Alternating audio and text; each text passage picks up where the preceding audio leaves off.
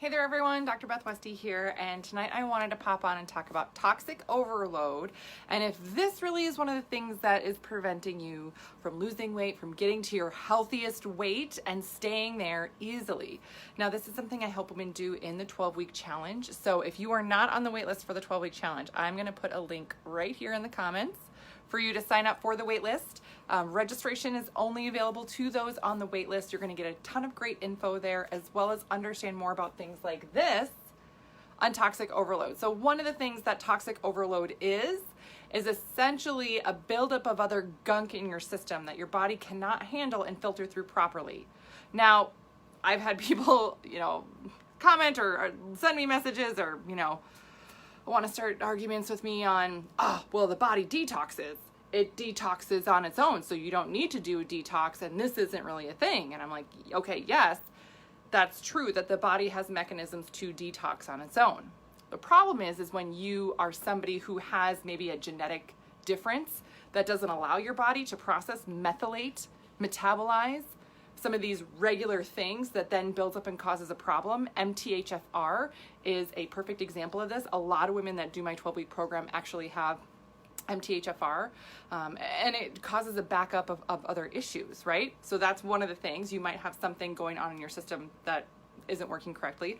Stress, fatigue, illnesses, injuries, things like that can actually cause your system to start processing the regular overload differently. So maybe nothing changed per se, but all of a sudden, again, your system slows down, so it needs a little help to go through that. Yeah, so essentially helping your body out, helping your liver out, helping your system get rid of the overload so you're not struggling with these things. It's not enough, especially for women, to just say, you need to just eat less and exercise more. Oftentimes that actually feeds into creating more toxic overload in your body, in your system. Yeah. So when we're talking about toxic overload, what are some things that can happen with your body? Well, you can have weight loss resistance, right? And I demonstrated that here. So this is my drawing of fat cells. Such an artist, right? Fat cells are actually really cool, adipose tissue. It's very dynamic. It's very adaptable. So I think of it like a balloon that it blows up and stores energy inside. So if you eat something and you don't burn it off, it'll convert it and store it inside a fat cell. And then it's available whenever. Yeah. So a lot of different things can get stored. Sometimes it's, an actual, toxin, like let's say a heavy metal. That can get stored in there, as well as hormone, right? Cortisol, estrogen can get stored in your system. Yeah, it can get stored in those fat cells.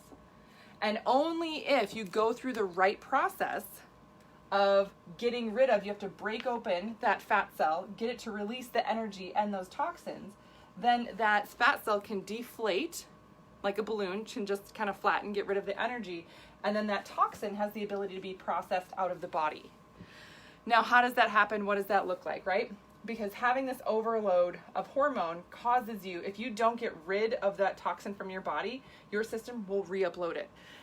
This is for you ladies that have hormone issues, right? Hormonal imbalance things. And you're like, gosh, I can lose 10 pounds, but then I gain it back. I can lose 20 pounds. And then I can't make it any further. Why can't I make it any further? Because your system reaches a toxic overload point and will not let you lose any more weight. It will not happen. Because for your body and system, it's not healthy. It can't handle it. It doesn't have the support it needs to go through this full process. So that's what we call weight loss resistance. You can eat as little calories as you want. I've actually worked with women that they were on like a 500 calorie diet for 4 weeks and didn't lose a single pound because of this toxic overload. On diet pills, on prescription weight loss pills, not having any result because of toxic overload, and that their system just can't process it. So it's not you're not doing it wrong, and you're not crazy. This is just your system not being able to process it, which gives you that weight loss resistance. That, of course, then also leads to a hormonal imbalance in your body. Yep. Hormonal imbalance that can lead to a ton of other, problems, issues, symptoms, things like that, which is a whole other video. So if you're looking for other videos on that, my YouTube channel is called Dr. Beth Westy. I have a ton of resources there for you. You can subscribe to stay updated on things. Other things that you may notice with toxic overload: fatigue, brain fog, right? You might have like joint pain, aches, You might feel like swollen, puffy. Those are all things with toxic overload.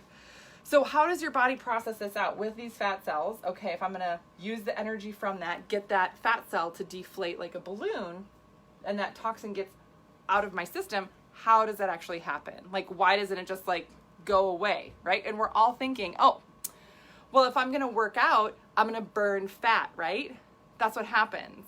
When I work out, I'm burning fat. Nope. You can get to a fat burning state while working out. And for women, you only get a very small amount of time throughout the day to actually burn fat, right? Well, that's available for your system.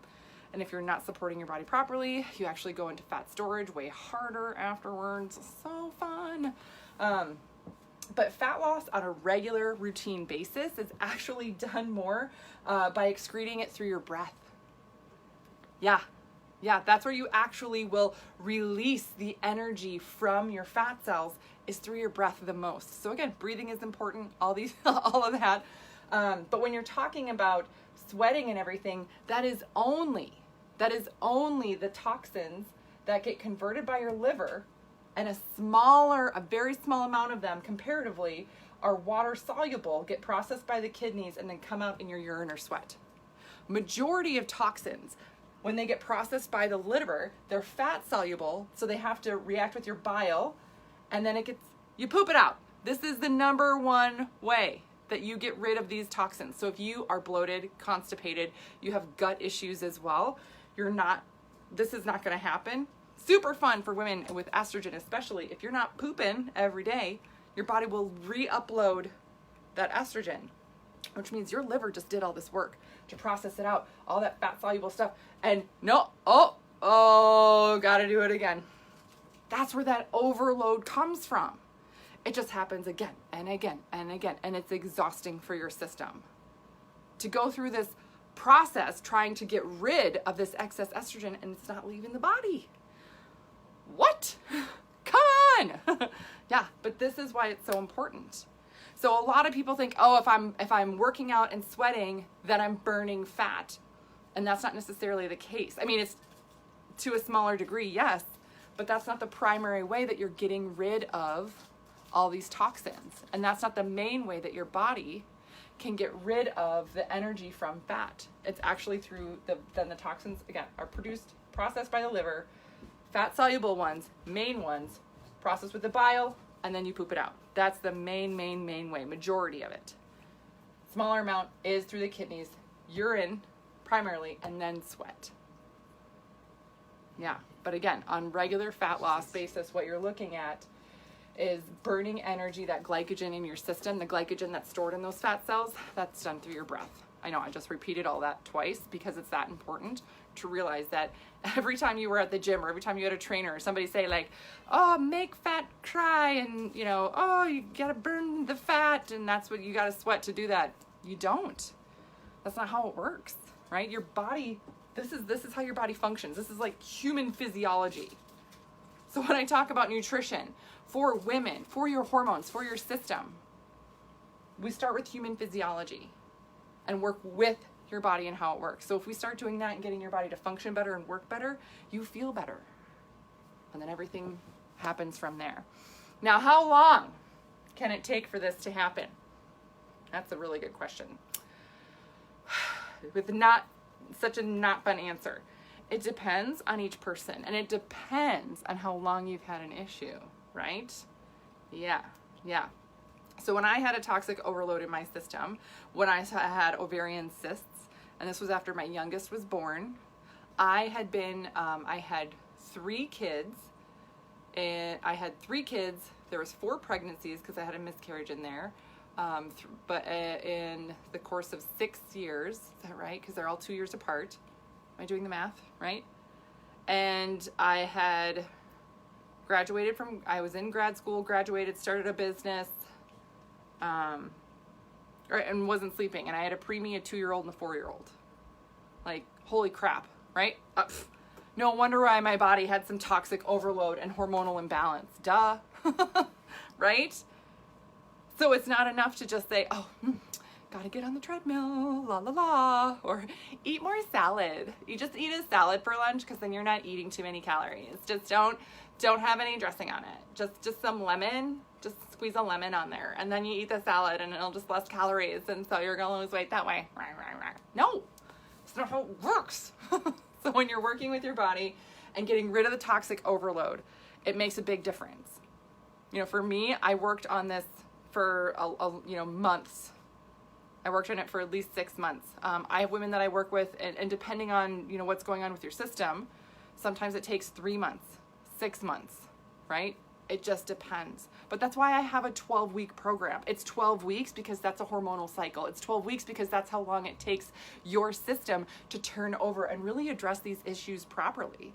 Without that, yeah, maybe you'll lose 10 pounds or 20 pounds, but then you're going to rebound it back because you didn't get rid of it. You didn't get that hormone flushed out of your body.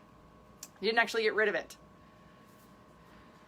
Okay, so a lot of info, a lot of stuff. I got a little fired up. I might be a little sweaty right now.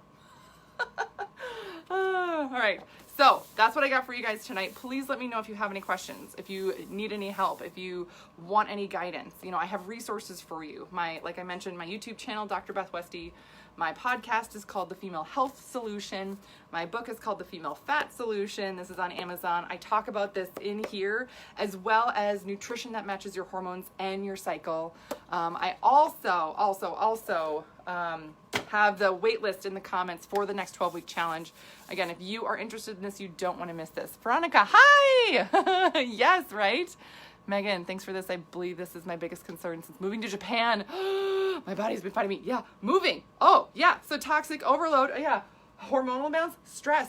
This is all of us right now a little bit. This is all of us. The stress, it's slowing down how our body's processing this, right? So help your liver out. If you're stressed out, yes, do things. My favorite is adaptogens to help mitigate that, but then also do things to help support that liver. You're going to feel way better on the other end of it. Yeah. Yes. Okay. Let me know if you need any other resources or help. And if you found this helpful, share this with somebody else you know could use this message. Women struggle so much with these things.